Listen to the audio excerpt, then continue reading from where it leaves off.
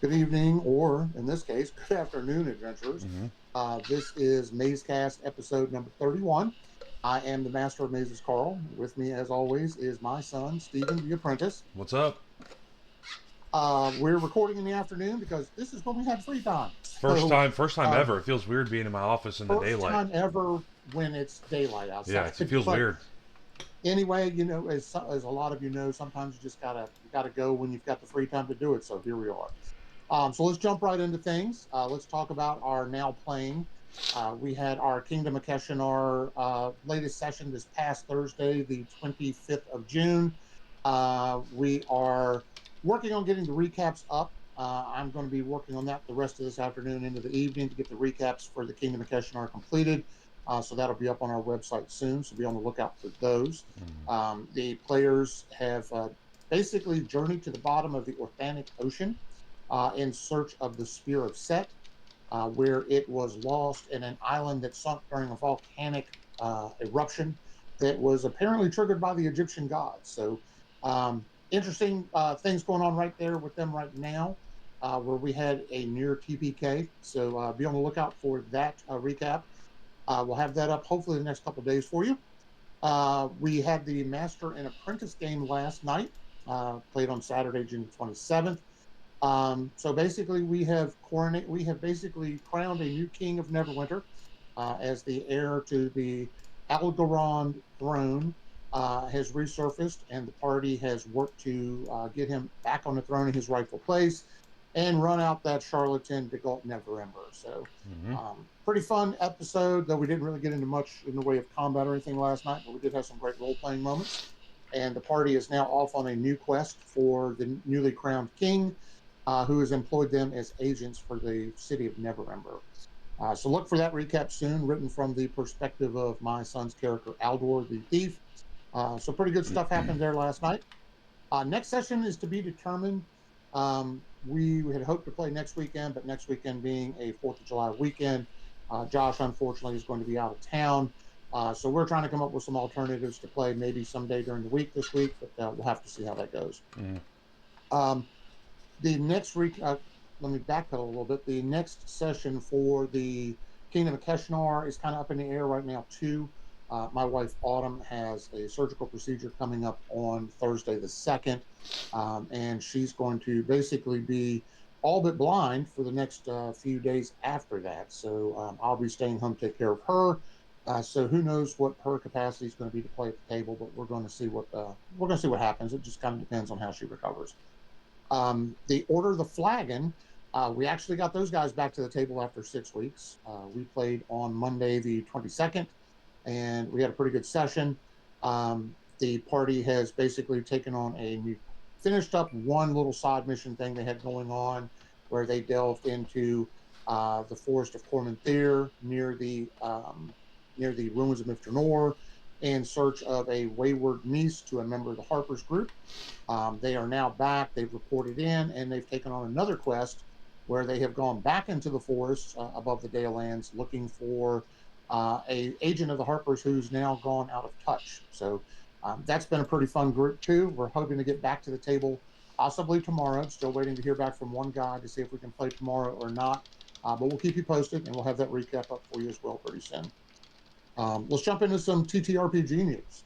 Dragonlance, the War Wizard, the new novel in a new trilogy, is set to come out August this year, August 4th to be specific.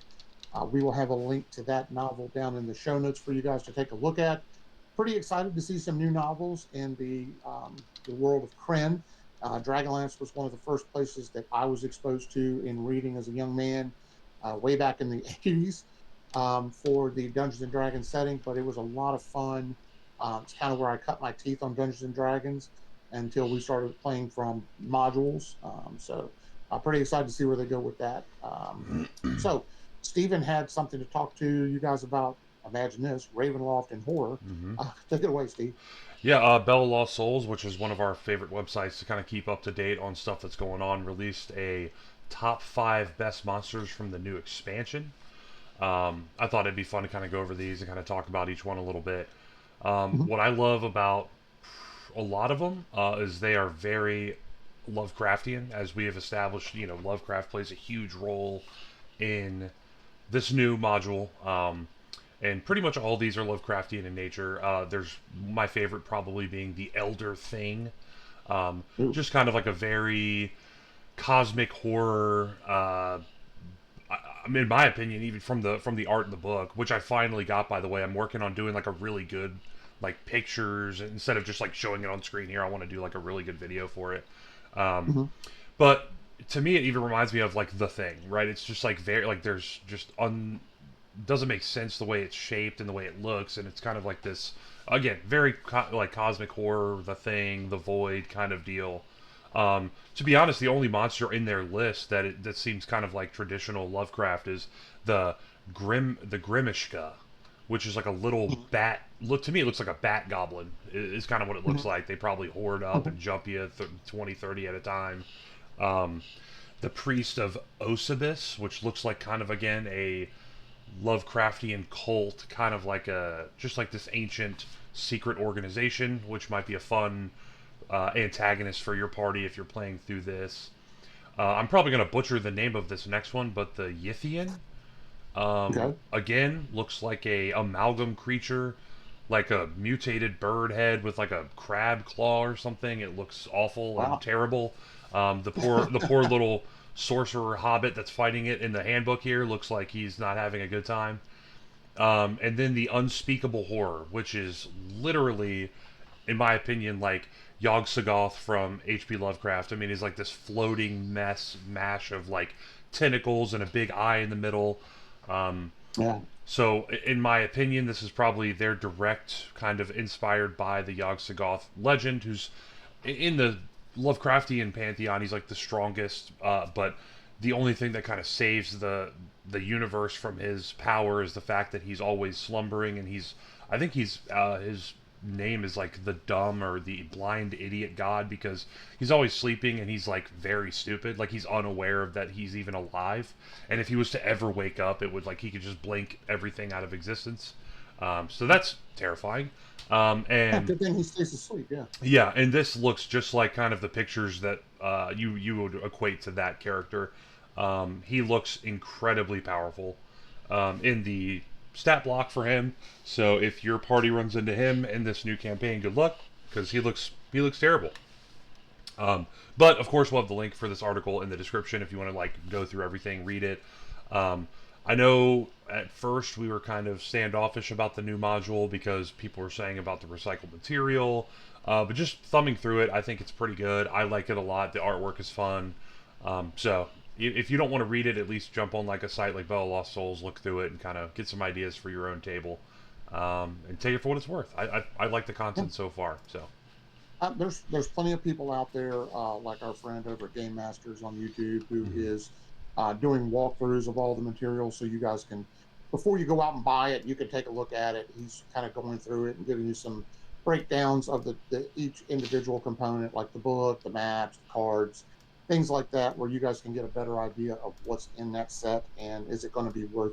I mean, because when it comes down to it, let's face it, we're all have a budget for what we can spend on this hobby of ours. Mhm. So he's going to give you a pretty good rundown on what's in that material. Is it useful or not? And it'll allow you to make an educated decision on whether or not it's something you want to pick up for your group or not. So give that a look. We've had his link down in the show notes before, but we'll post a link for his website, for his YouTube channel in the show notes as well for you guys to check it out. That's what he's been talking about basically for the last couple of weeks, but Mhm. because he got his copy. And he did get a copy from Watsy. So it's not really a paid endorsement. They sent him a copy to review, and he did, and he gives an honest review, I think. So check that out. We want to talk about next, staying kind of in the D&D sphere of things, Dungeon Masters, the new YouTube seasons, the first season that they had out, and then I guess season 1.5, I guess you'd call it, where they kind of did the Cthulhu Mhm. inspired game for a couple of sessions. I've watched it. Um, I like it. I think it's a pretty fun and interesting watch, and or listen. I mean, you don't really have to watch it; you could just listen to it if you wanted to. But I think it's fun. It's interesting. It gives you a kind of a look into the new Ravenloft material they've got out. I like the fact that Lord Soth The Death Knight is kind of the antagonist in that first season. I do like the fact that they kind of touched on the Cthulhu mythos in their kind of in between episodes, which are currently airing right now. I think episode 3 just went up, and I watched that. Um, but as a dungeon master, I will say, not to disparage them at all, but basically to say I get it as a dungeon master being on this side of the screen. It's hard to compete with somebody who have professional voice actors, professional actors that have a big budget for video and audio quality. They have a professional set done, things like that, and it kind of sets up an unrealistic expectation for people new to the space and new to the hobby, that when they sit down to the table, if that's all they have as a means of connection to the game, it kind of sets you up behind the eight ball to fail, if that's the expectation they're holding you to. But I would encourage all of you to just basically do the best that you can to engage those players and to continue to move forward with the hobby. We won't win them all, but we will win some, and the ones that stick around are the ones that make it worthwhile. So, Yeah. but yeah, definitely check out Dungeon Masters season 2. Info is going to be coming up. It's going to be basically released in coordination with the new season, the next season release, which is Hmm. going to be Arcana Unleashed, Yeah. where they're going to unveil 4 new subclasses. Stephen, if you want to give us a little insight into that. Yeah, for sure. So the next season, as we talked about at the beginning of the year, they're kind of doing this like quarterly seasonal rollout. The first one being obviously the horror season with Ravenloft was as its flagship model or the flagship content. This next one will be overall called the Season of Magic, with the major content release there being the Arcana Unleashed. We've kind of covered the unearthed arcanas in the past, where they're kind of just little tidbits of maybe a new class or two, a new spec change for certain class for you to toy with in the playtest. This looks like kind of that same idea, but like expanded upon like tenfold, where they're going to be delving into a ton of new spells, new subclasses, all revolving around magic. I think the overarching story is like maybe the weave is, spiking up, and like more people are like wizards are becoming more powerful, and people that weren't like arcane kind of classes that aren't really necessarily arcane classes are now getting arcane classes, as kind of like this overarching theme of like magic is kind of in this volatile state, which I think is kind Right. of fun. Um, Yeah. the 4 new classes are the Warrior of the Mystic Arts for Monk, the Arcane Archer for the Fighter. That one Okay. I have like 5 asterisks next to because that is a big change. Obviously, It's a big change. our friend Josh is a fighter and he uses a crossbow. And the fun thing about D&D is like, for the most part, a DM's never going to tell you that you can or cannot use a certain weapon.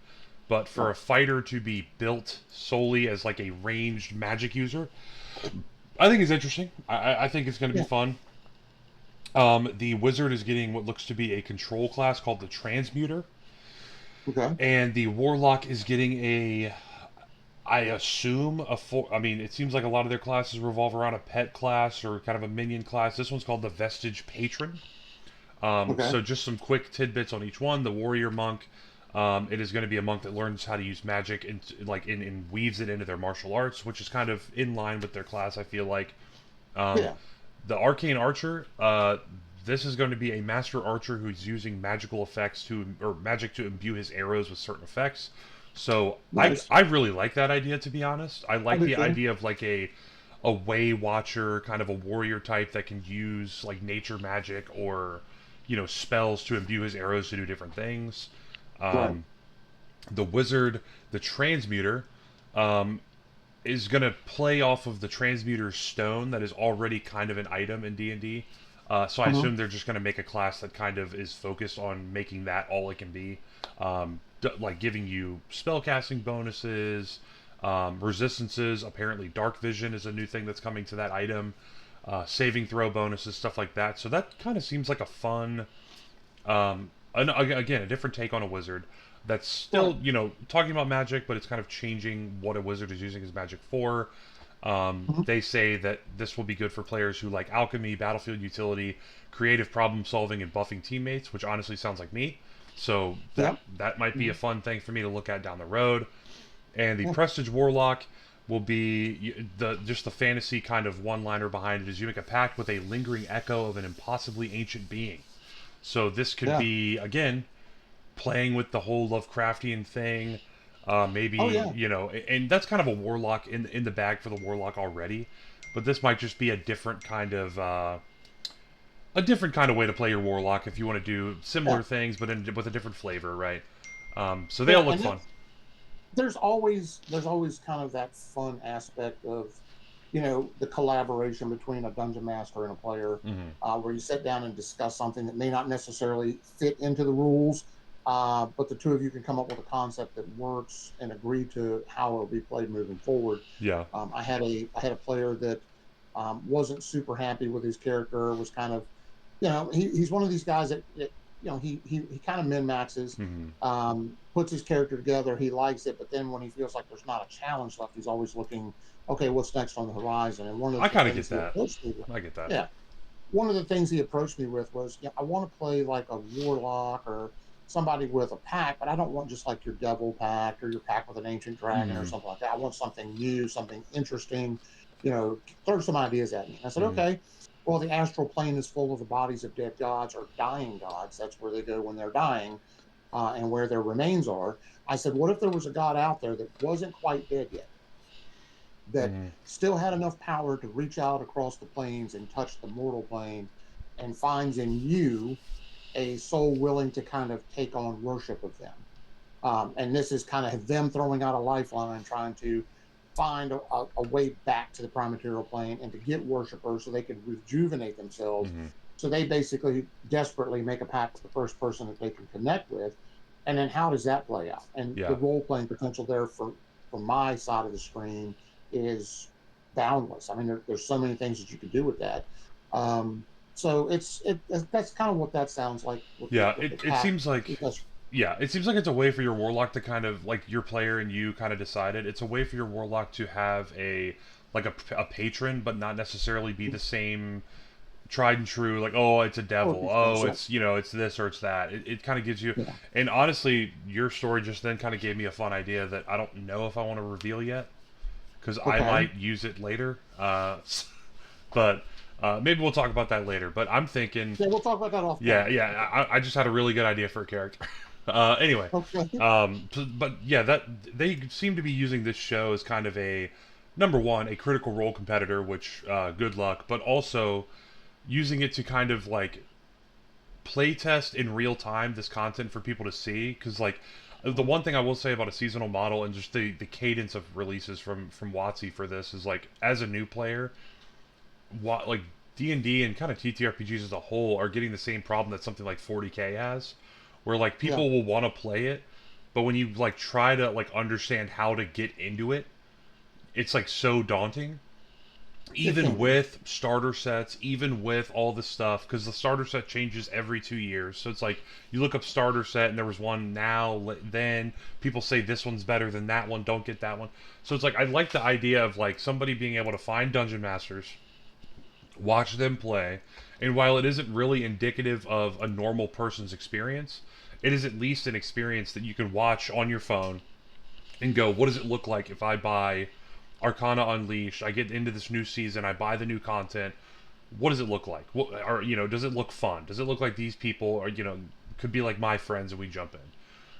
Yeah. So it's probably good having kind of a live service model where it's like every time there's a new release, there's going to be a new season of Dungeon Masters where they're playing it and they're kind of showing you the new stuff and they're doing a good Yeah. job of having each player kind of play the new class and highlight what it's doing and how to play it, how to pilot it, in a way that's kind of digestible for people that aren't veterans of the hobby. So I think it's smart. Nice. I like what they're doing. I'm not. Dad and I have spoken about this. I'm not necessarily somebody that watches other people play D&D for fun. Um, Hmm. but this is good content. This is good things to exist out there. So we'll have articles for both of the. I have 2 articles for season 2 that kind of go over the classes for you. There's not a ton of info. A lot of it I had to kind of dig on multiple different websites to get, but I'll include the ones that I used Okay. Good for you. stuff. We've got some news about Vampire the Masquerade. Yeah. Apparently, Vampire the Masquerade Bound in Blood is going to be coming to D&D Beyond. Give us a little insight into that, Steve. Yeah, so obviously, y'all know that I've talked about VTM before. I kind of like the vampire. I'm a huge like World of Darkness fan. I love Vampire the Masquerade. I love Werewolf the Apocalypse. Hunter the Reckoning is one of my favorite kind of guilty pleasure reads. I love those stories.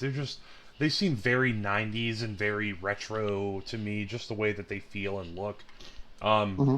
and kind of out of left field, actually, I saw an Instagram post about Bound by Blood, which is this new content coming to D&D Beyond.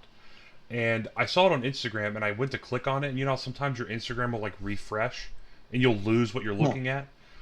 And right. I lost it, and I was thinking to myself, oh, I must have misread it. There's no way like VTM content is officially coming to D&D Beyond. It must be I must have saw something that wasn't No, it's real. And clickbait. Yeah. and then like the next day, I got an email from D&D Beyond. It's like, hey, we're Vampire the Masquerade Bound and Blood's coming to D&D Beyond. I'm like, holy shit. But it is an official D&D Beyond, or sorry, VTM content, Bound by Blood by White Wolf, signed off by White Wolf and Paradox and all the folks that own the IP over there. And the publisher and the person assisting them is Ghostfire Gaming, which we've talked about before on the podcast. Yeah. They do all kinds of great stuff. We follow along with them all the time. This will be a complete new class inside of 5.5e, our favorite term, 5.5. Um, and it'll be the Kindred, which is, if you know the lore in VTM, the Kindred are kind of what they like is the overarching term for vampires. Is what Hmm. they call themselves. So this will be a full 1 to 20 level vampire class powered by blood points, Okay. disciplines, and the ever kind of growing the beast inside, which is like your vampire struggle between staying relatively uh, Human. yeah, Yeah. human versus going like full primal vampire, just becoming a monster. Mhm. There will Right. be six clans that act as your subclass, which I'm not going to go totally into that, but it's like the big classes like the Nosferatu, the Gangrel, the Bruja, like the bigger classes are the clans inside of the setting. It seems like they're basically going to use those subclasses or the clans as subclasses. So like you'll be a kindred as your class, and then your subclass will kind of dictate, oh, are you going to be like a Toreador, like a powerful warrior style, or are you going to Or be more of like a Gangrel. Or, sorcerer lich, and you're going to be like a Nosferatu?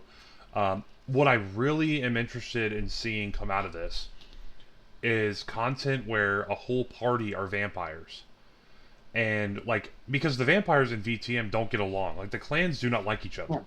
So They like got it. are they all going to be the same clan? Are they going to be differing clans and kind of like disagreeing about how to go about things? Some of the clans are much more about keeping the masquerade as it were, which is Hmm. where they stay hidden from humankind. They don't want kind of like Underworld if you remember the movies Underworld Yeah. where like the vampires are fighting to kind of stay Yeah. secret because they're I mean Oh, of obviously course. vampires are strong, but Otherwise, if the humans entire hunt you human down and destroy yeah, you. if the entire human race knows that you're alive, they're probably going to hunt you down, and no matter how strong you are, you can't stop them forever.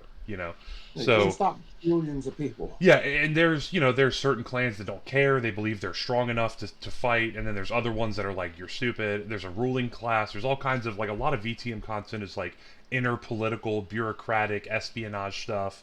I Hmm. think it'd be interesting to see a player party be the vampires, be hunted by the DMs, NPCs, and stuff, and you're kind of now you don't really feel like the protagonist anymore. You're kind of like on the run, getting chased down by town guard and the Inquisition Oh and yeah. all kinds of stuff. I think that'd be a fun kind of juxtaposition of how a campaign normally plays. Um, Yeah, and, I think it'll and be fun. There's yeah, definitely and potential there. yeah. So I mean, again, I'm a VTM guy. I like I mean, I like every tabletop game, but I love a lot of VTM content, a lot of the video games and the stuff that was coming out when I was a kid. I remember Dad having some of the content as well. So I've always kind of been like a closet VTM guy, and I think it's cool that it's coming to D&D Beyond. Obviously, White Wolf and these other folks that are making this content are a competitor, but in reality, nobody really competes with D&D. So They're they're a competitor, but not really, right? they're to their Because it's like their own thing. It's like their own thing. they're competitive in the fact that they are both competing for the tabletop market, Yeah, but they're not direct competition in the fact that they're two entirely different types of tabletop games. 100%. I think it's a brilliant move on Watsy's part and Paradox's part to basically kind of cross promote 100%. because this will basically allow people that are in the Vampire the Masquerade space Mm. to have access to D&D and say, okay, well, while I'm here, let me look at some of this D&D stuff. I've heard about D&D. What is it? Yeah. And vice versa. If you're a D&D person, I'm peripherally aware of Vampire the Masquerade. That's those weird goth kids in the game shop that sit over there and they brood and smoke cigarettes and talk about, trying to basically eat people, right? That is true, But by the this way. That's That true. is true. But this would give you an opportunity as somebody new to the vampire space to kind of see what it's all about. It's not all about brooding goth kids that are all emo and stuff. I've played it. I'm not a brooding goth kid. Mm-hmm. I've played Vampire the Masquerade. I've played Werewolf the Apocalypse. I've played Hunters of Reckoning. Mm-hmm. I even ran a game for about a year that kind of had a couple of vampires from different clans. It had two werewolves in it Mm-hmm. from two different clans, and they fight too. Yeah. And then it had a hunter in it. Mm-hmm. And the hunter, hunter is normally hunting these creatures down and killing them, but they all had to come together and work together against a common enemy. Yeah. And it was fun to watch the role play at the table where these different factions that, even if they're both vampires, may not get along, and two werewolves who do not necessarily get along because they have two entirely different perspectives on how they should handle the problems of the werewolves, Yeah. and then a hunter who just wants to shoot these guys in the face or drive a stake through their hearts, and he's having to work with them because it's necessary to cooperate in order to achieve the greater goal. Yeah. And there's a lot of fun that can be had in those games, and I think it's great for them who have a very small portion of the market to basically kind of broadcast out to a very much larger portion of that same market to say, hey, we're here and this is what we're about. I think it's a great idea. I think that it would be great if they could take this and spin it into some type of collaborative thing at, like, say conventions and stuff where, hey, we've got a couple of tables here where we're basically play testing Dungeons and Dragons, some new material for Dungeons and Dragons. But Mm-hmm. hey, if that's not your bag, right across the hall over here, we've got two tables where they're doing Vampire the Masquerade, and Yeah. they can kind of cross promote for one another. Because honestly, you got people that want to get behind D&D and shit on the other TTRPGs. Yeah. It's I stupid. play a lot of. I think it's dumb. I mean, there's so much space for all of us to enjoy the things we like, and you don't know if you're going to like something or not till you try it out. And Yeah. I ask that people be open-minded enough to try something before you pass judgment on it. So Yeah. It's. I mean, it's always interesting to see because I'm in other. Dad and I are in multiple like call it hobbies or fandoms or whatever, and none of them are extremely popular in my opinion. I mean, other than like video gaming, we like a lot of other abstract things, and it's always interesting because you get into those smaller communities and there's like those gatekeepers there, and it's yep, like I don't understand why you're gatekeeping because your community, like we are the minority, we are the people. The way I see it is like we're all on a ship in the middle of the ocean, and yep, everyone on the ship is like disagreeing with the other people on how to run the ship, so they start throwing each other off the ship into the ocean, and it's like, well, yeah, why don't we all just work together and get this ship to shore? Why are we like yeah, why are we fighting each other on the ship in the tidal waves? Why are we not helping each other get back to town? And that's how I've always seen it. Like, don't turn people away. Don't make people feel like, oh, you're not playing no, my game. You're not doing X, Y, or Z. You're stupid. In the end, we are all people that like a hobby that is not the biggest hobby on the internet, even close. Even though some no, of them are larger than others, none of them are what the majority of people are doing. So we should nope, just, I mean, we're one community. Like whether you like VTM, D&D, whatever, we are one community just doing the thing that we like. Um, yep, I did want to touch on some more VTM stuff. If you like, obviously most people know who Brendan Lee Mulligan is. He ran, yep, what was it, campaign 3 for Critical Role, or was it 4? yep. He's not campaign 4. Okay, so I mean, I've always liked him. He seems to have like a fun twist on a lot of the stuff, which is what a good DM does. He's Mm-hmm. actually running Dimension 20's VTM campaign, um, Yep. and his.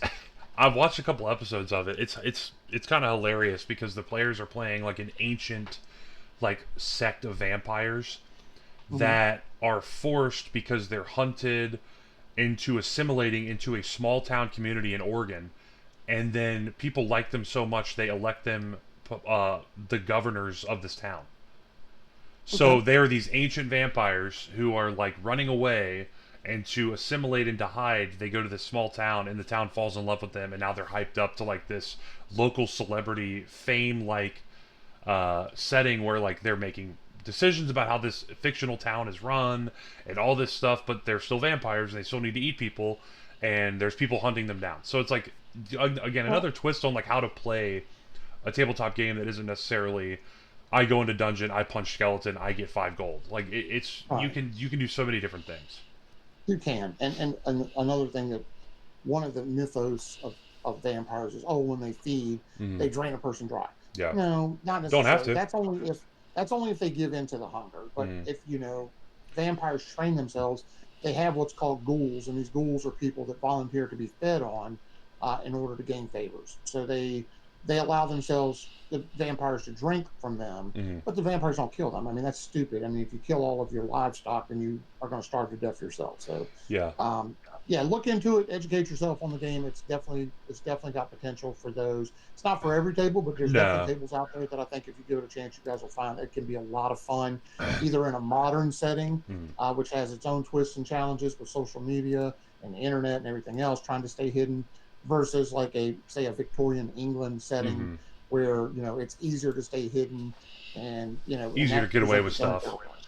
Yeah, Yeah, it's yeah, and what that's what's fun about VTM too is you can play it in like really any setting. I mean, Vampire's been around yeah. since like forever. So that I want campaign's to see. I called want to the see somebody do it. I want to see somebody do it in the far future, like almost like a Star Trek type do thing, where a they're around cyberpunk vampire like a a deal. That'd cyberpunk be really vampire. cool. But that Yeah, campaign's called City Council of Darkness, which is hilarious, and that's out there yeah. for folks to watch. I did want to touch on one more thing for the season of Magic.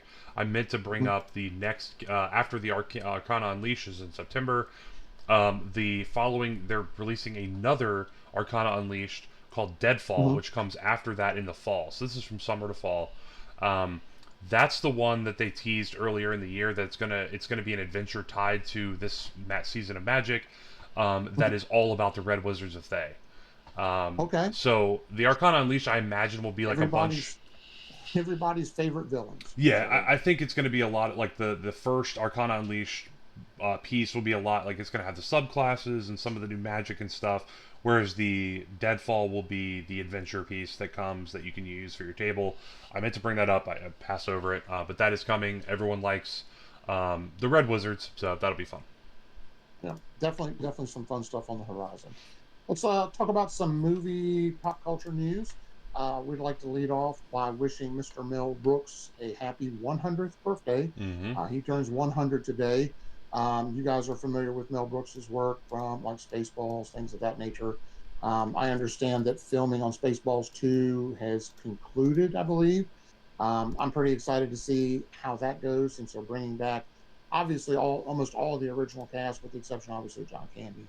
Mm-hmm. Um, but I would love to see where that goes. We've seen a few stills come out from post production. It looks pretty fun. But definitely happy birthday to Mr. Mel Brooks. Um, let's talk about the elephant in the room, Supergirl. I don't know how many of you went out and seen it, what your thoughts are on it. Um, my understanding from watching a couple of different online reviews and then reading a couple of reviews, it's not doing that great in the box office. Yeah. Despite Jason Momoa bringing that bad boy energy to it as Lobo, apparently the a lot of people just aren't happy with it. They're not happy with the direction of the character. They're not happy with the storyline. I guess my understanding is that Kara has been basically left stranded on some sort of an alien world where she's become an alcoholic and she's kind of violent. And they left her there because there was a red sun there that they felt was going to kill her. But I guess this planet has two suns, so I guess they didn't do their homework. Um, but anyway, it got a B minus on CinemaScore, and that is the one of the lowest ever DC scores on CinemaScore as a website. The reviews I've heard have been mixed at best, but Yeah. nothing super positive for it, which is kind of sad because I hate to see DC continue to struggle to find their place and find a formula that works on the big screen. Mm-hmm. It seems like they really haven't gotten it right in a while, and that's kind of sad because there's so much potential there.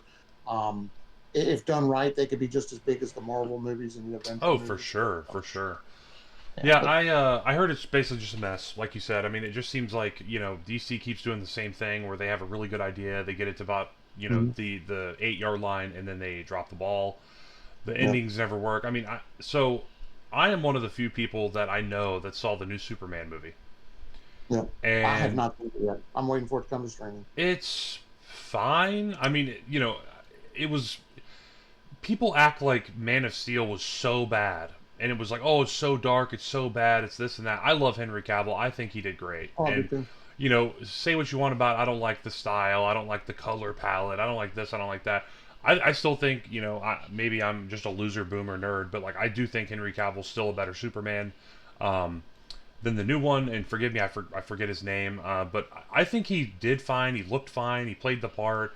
I like Mhm. the color palette of the new Superman, or it's not new anymore, but the last Superman movie better. I like that it's brighter. It kind of feels like a more like how you picture the old Superman comics. They're brighter and Right. hopeful. I liked that better. I still think Superman Henry Cavill was a better character. He looked the part better. I don't know. It's just and then I was like, okay, Guy Gardner, Nathan Fillion was immaculate. He was awesome. Mhm. Like that was easily him and Mister. Was it Mr. Fantastic. Mister Fantastic? The two Oh, of Mr. them. Terrific. Mr. Mr. Terrific. Terrific, that's Sorry. it, that's it. The two of them together made that movie for me. If they were not in this, and that's another thing, like the first Superman movie is a team up movie, is a Super Friends movie. Mhm. Really, it was a Super Friends movie, It was. It and was. and that's fine, and like maybe that took away, maybe that's why I didn't get as much out of him as Superman versus Henry Cavill, but they were the best parts of the movie by far, not even close. And I don't know. This movie just again, it feels like kind of a tone deaf. Like we're not really sure who our target audience is, but we're gonna make a Mhm. superhero movie. The next one is gonna be or was it Man of Tomorrow, which is a storyline in Mhm. DC. Um, I don't know, man. I mean, part of me wishes that maybe they would kind of just keep doing what was working, which Yeah. was darker character pieces like the Joker, like Matt Reeves' Batman, which I've come to love that movie. I Mhm. still like Christian Bale a lot, and I like all that, but the Batman movie, which everyone was like, including me, was like that's not gonna work. He was just more brooding and more gothic, and all the memes that are out there about that movie were true. I mean, it was, but if you watch that movie again, I'm telling you, in recent memory, it is far and away the best DC movie. And like Joker won in that Hey. movie, and Clayface, I have a lot of hopes for. Mhm. But again, Clayface is doing the same thing. It's a more kind of Dark. grounded, More. dark. It's not like Almost this large, horror. yeah, and it's not this larger than life stakes kind of the world's gonna blow up if we don't do X. It is a much more grounded in reality, darker film, which is what made the Joker so good because the Joker was Perfect. relatable. Yeah. Um, it's just those are the Perfect. movies that DC has done well, and Mhm. obviously they cannot do an Avengers style, large stakes, big summer blockbuster movie. So stop trying because it is ruining your image. Like people no Well, longer if care. you when you set the bar this high, Yeah, anything that comes behind it is going to fail. it's going to be bad no matter A what. Yeah. perfect example of comics and movies, or Mm. just comics in general, is look at Spider-Man. Yeah. Look at your what you consider your second string heroes: Spider-Man, Moon Knight, Daredevil. Some of mine and Steven's favorite Yeah. characters. 100%. They're not out there in the universe solving the universe's problems. They're not the Avengers. Yeah. They're the guys that stay at home and hold the fort down while the Avengers are off solving the world's problems or the universe's problems. Yeah. These are the guys that your everyday man who's out there fighting the muggers Mm. and the bank robbers and stuff like that. There's a reason why Daredevil works so well Mm-hmm. for Marvel Studios and has it's out on Disney with Daredevil Born Again, Mm-hmm. is because while they pay homage to what's going on in the background with the Avengers doing X, Y, or Z, Mm-hmm. but while they're off doing that, here's Daredevil in Hell's Kitchen trying to keep Fisk from basically taking New York City down. Yeah. And They're always going that to be more story is relatable. closer to Yeah, home. it's always It's going to more be more relevant. relatable. I mean, Yeah. and while it's fun to read about godlike beings, fighting in space, and that's all interesting, but like for most people, like the Infinity War saga was awesome, and it was like Mm-hmm. a cool spectacle to read. You're always Mm-hmm. going to relate to a Spider-Man, a Daredevil, a Luke Cage, just Yeah. somebody that's like, Iron Fist. yeah, you're Yeah. like, hey, like I can relate to that guy. He's just kind of a guy that's fed up with people abusing the system, and treating people that he knows like shit, and like that's just always going to be my bag. Again, I love the larger than life stories too, but it's always going to be more interesting to And see how a normal man overcomes extraordinary experience. Like, how does Daredevil beat some of these villains? Well, really, he's just a guy, and it's like he's got mhm, to just he taps into that.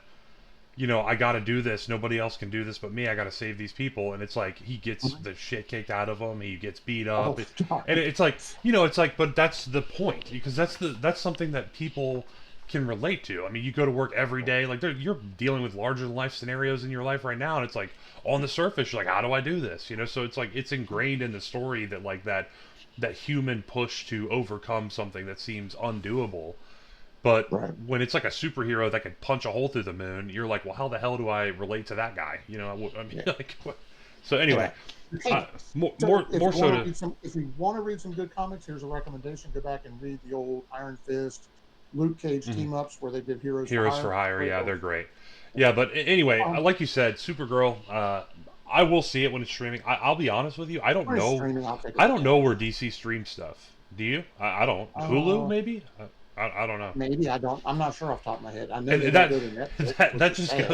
goes to tell you like how little I mean, I know where most everything streams, and I can't tell you where to stream Superman. I have no idea. So like Yeah. that, that maybe that speaks for itself. Occasionally, some of the bigger ones will come to Netflix, but not very often. Well, one And one thing I think is interesting too, and somebody at work asked me when we were talking about this a couple days ago. Do you think people are just because Jason Momoa was Aquaman and now mhm, he's a Lobo?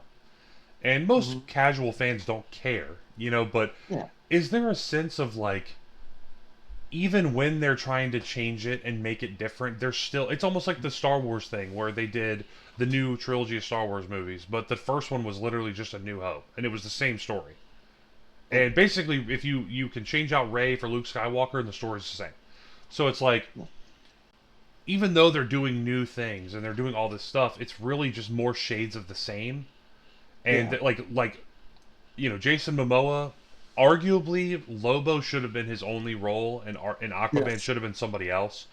Because Some 100% should have been somebody I else. think if he wasn't Aquaman in the already failed DC cinematic universe, and then you Hmm. saw him as Lobo in this movie, Yeah. that would have been like talk enough to get people to go see this. But Right. since he was And already Aquaman, it's like who cares? Like I mean, yeah. who cares? Well, don't have the same characters or the same actor or actress play several different In the same roles universe. in the same universe. Yeah, Jason Momoa to me, perfect casting for it's Lobo. perfect. It's so I can't perfect. think of anybody better to play that role than Jason Momoa. Yeah, it's awesome. But that being said, he was a terrible casting for Aquaman. Yeah, I think he, and I don't think he's like Dad and I know about him from back in the Stargate days. Like I am a Jason yeah. Momoa fan. I like it, Oh yeah. but Yeah. he's the same cast as like somebody like well, I mean, really Ryan Reynolds to a degree. Ryan Yeah. Reynolds plays Ryan Reynolds in every movie, which luckily Ryan Reynolds is Deadpool. So, and that Yeah. that works out great for Ryan Reynolds. But in other But he's movies, also Green Lantern. yeah, but in like And other movies where he's still playing Ryan Reynolds, you're like, this doesn't work for me here. yeah. That doesn't make him a bad actor, but like he doesn't have a ton of range in my opinion. Not that I'm an actor, but like he always is that quirky kind of jokes under his breath guy, which works for Yeah. Deadpool. Whereas He's the guy that you see from the National Lampoon movies back in exactly, the day when we were exactly. younger. And like that works as He's Deadpool. that sarcastic, smart ass comedian guy. Yeah. And Which honestly, I'm going to put for it out there. I'll fight you on this. I don't care. He was a terrible casting for Green Lantern. terrible, awful, awful. Terrible. Should not have been Hal Jordan. Hal Jordan is not a comedy guy. Hal Jordan is not a funny guy. Yeah. Hal Jordan is a character with a great responsibility thrust on his shoulders, Yeah. doing the best he can with it. If I'm gonna be And honest, like again, like you said, Lobo is perfect for Jason Momoa. The dude literally rides bikes and climbs trees. I mean, that guy should be Lobo. And like, it, if they want to do this larger than life, big Justice League reboot deal, mhm, I think they need to like really go the dark route, because Avengers has already done the light, fun, funny, quirky, we're eating shawarma at the end of it deal. They've already done it. Yeah, yeah. So like you need to go, like you can still have the same characters and do all that, but like you need to make the films kind of not as happy go lucky funny, look at us, we're Guardians of the Galaxy funny. You're not going to be, Mhm. because people are going to say this is just Guardians of the Galaxy but worse. Um, Right. I think the next thing they should do after Man of Tomorrow, I think Guy Gardner's great. Part of me wishes he was just the Green Lantern for the Justice League or for the whatever that they're Mhm. gonna do. I feel like they're not gonna do that. They're gonna separate that whole Super Friends deal into their own thing. I think. Right. Um, Yeah. I think after his success, now at first I didn't like this actor because just again he seemed like he had no range and he wasn't special. But I will say I've come around a lot. After him is Killmonger and Black Panther. After him is the Twins and Sinners. I think Hmm. Michael B. Jordan as John Stewart Green Lantern would be absolutely Perfect. incredible. Perfect casting. And And I if you don't cast him, you're wrong. well, I think if you can get him with his popularity to do a Green Lantern movie, and Hmm. then find someone maybe like a Bill Skarsgård to be Sinestro, because Yeah. he played like Pennywise, It the Clown. He's creepy as Yeah. shit, and kind of get Yeah. him to do Sinestro or do something like that and do a Green Lantern movie. Um, but again, like don't just like go super happy go like I want to see, or maybe even do the Red Lanterns right off rip, and it's like it's Yeah. just brutal and it's scary and it's like can can we survive this? And just because again like the Avengers, while like Thanos was impressive because he was the first real threat in my opinion. Like if you watch, Yeah. Ultron and all that, while there was a lot going on, you never felt like, dude, I don't know if we're gonna make it out of this. Like because there Yeah. was always like well, we just pull the trigger on the Incredible Hulk and he'll just win. So it's like Yeah. there was never like this overlook like, oh wow, I don't know, this might be it. And I think if you Well, want, I'm going to go out there and say I'm a big fan of the Hulk getting just a beat down from Thanos in the movies, yeah, because of the fact that Marvel's built him up into like this godlike unstoppable being, killing can't be, machine. Yeah, yeah, can't be stopped. He's just a force of universal chaos, and the stronger he gets stronger as he gets madder. Blah blah blah. I'm so tired of that tropey thing. it's annoying. Um, It makes his it character was boring. nice. Yeah, it was nice to see a character who basically thought he was indestructible get his butt handed to him by Thanos. Yeah, And then the psychological impact that it had on Banner afterwards. hmm And the Hulk. Hulk was scared to come back out. I get yeah. it. Totally understand. That to Most me people hated that was character arc, but I thought it was the only interesting character more arc he had. fascinating. It's more fascinating than Hulk Smash. Yeah, who I cares? mean, I mean, yeah, like in my we've already opinion, seen Hulk Smash. yeah. If your whole character is Hulk Smash, there's already another character that's more interesting than that, and that's Ben Grimm the Thing. I think Ben Grimm the Thing, Clobbering Time, is way more Yeah, interesting because he is a character who is he's lost everything because he's changed. Like he doesn't get to go back into Ben Grimm. He is the Thing forever. So like yeah. that's interesting because it's like, oh, like this woman that he's in love with is How does blind. he cope? Yeah, and Yeah, like you see even in the Fantastic Four movie, which was fantastic by the way, like yeah. No pun he intended. struggles with oh, this woman that loves me, is she still gonna love me? And even though she's Yeah, blind, she's gonna feel me. How's that gonna work? And I was this like famous guy, and now I'm kind of like this monster he's almost like a Frankenstein tragic character, yes, which is very much. way more interesting than just, oh, I'm the strongest thing in the world, but then I could just revert back to Bruce Banner and go to Food And Line I'm if I super want. intelligent. It's like Solve the that. world's I mean problems. that's like such an OP character. Like that's just boring. It really is. That's not good. I It mean, really is. but he's got good stories. I'm not trying to dunk on Hulk, but like in the movies, they've kind of just made him like the most baseline, but generic like Starbucks like white girl thing. It's It's just strong so guy. it's It's so strong annoying. guy. And now he's the smart Hulk, where he's in the Hulk form, but still has Bruce Banner's mind, Yeah, which was fine in the comics, but it doesn't work in movies, man. It doesn't work in movies. It just doesn't work. doesn't. It's boring. Wow, did we go down a rabbit hole? Sorry, We guys. always This is do. so weird. Yeah, yeah. Sorry. Let's talk about some more news on Yeah. Evil Dead Burn. Yep. They just dropped a heck of a teaser trailer.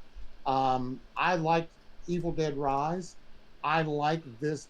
I like this teaser trailer. It is straight dark gothic horror, Mm. and I like the fact that they find a. If you watch the teaser, which we'll have a link for down in the show notes, I like the setup for it as it kind of pays homage back to the very first Evil Dead, where if they find this tape talking about the Necronomicon and how it's unleashed these dark forces, and basically you've got your main characters in this movie trying to contend with the Evil Dead, and it's the Deadites, and it looks amazing. I am super on board for this. Mm-hmm. So check out the trailer. Tell us what you guys think. I know Steven is already on board. Oh yeah, I Um, mean, the original Evil Dead, I will always love. Evil Dead 2 is yeah, probably one of my top 10 movies of all time, maybe. yep, yep. Um, but its whole thing was like it is terrifying and it's awful, and the But things that happen are like would melt your mind in real life.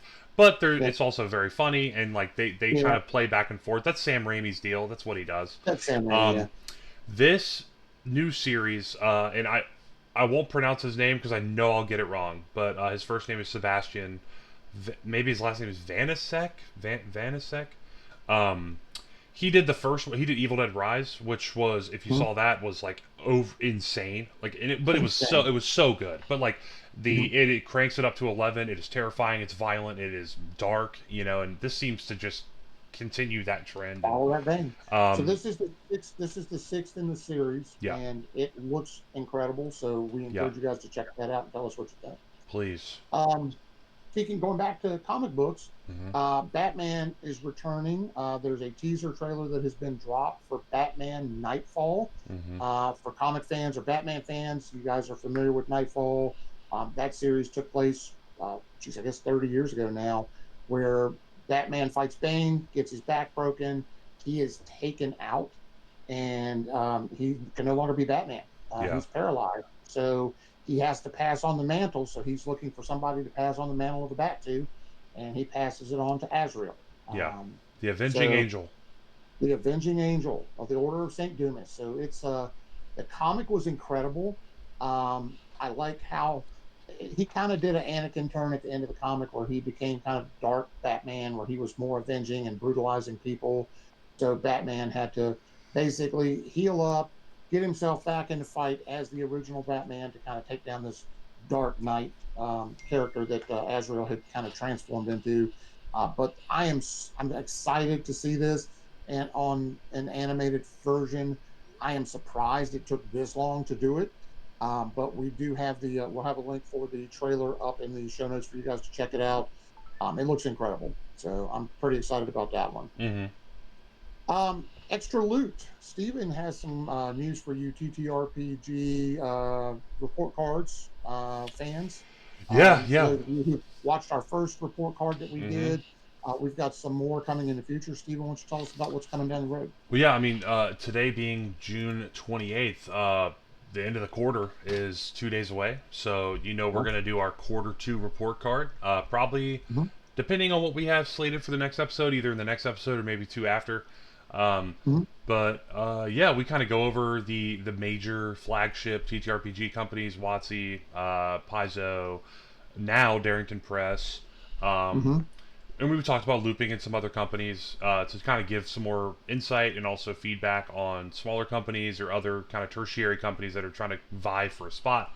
I Yeah. will, Dad and I will talk about it off online or offline, and we'll do the next report card. I have a lot of fun with that because it's kind of not just a way to look forward to what's coming, but also like because that's what we do normally. But this is kind of a way to be retrospective and look backwards and say, hey, this is all the stuff that Mhm. came out because it's easy to kind of forget and lose track of it. Oh, And there's so much of history and, market. and for me too, like this is not like I don't do this to be mean or to like pick apart a company at all.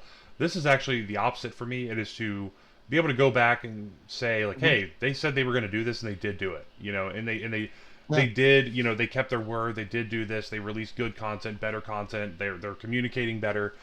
And we'll go over all that in that video, but that will be coming up soon. That, like Dad said, our first one was done. We had a lot of fun with it. It's kind of this. My bread Mhm. and butter is kind of that analytical stuff. Kind of going through all that. I have a lot of fun with it. So that'll probably Yeah. be in the near future. So look out for that. Yeah. Either episode 32 or 33, so be on the Yeah. lookout for it. Yep. So, but that's all we've got this week for you guys. That was a lot. Hopefully you stayed with us here till the end. Hmm. We appreciate each and every one of you. We appreciate the fact we've got a new subscriber. Oh yeah. So welcome to the maze. I would like to encourage each and every one of you to get out there, play Yeah. games with your friends, play card games, play board games, play TTRPGs. Just sit down with people and connect with people, put your phones down and have fun. That's what this is all about. That's why we do it. Hmm. And we hope that's why you're here as well. So until next time we meet back here in the maze, all of you stay safe, have fun playing games, and we'll see you soon. Alrighty. Thanks, everybody. Bye, everybody.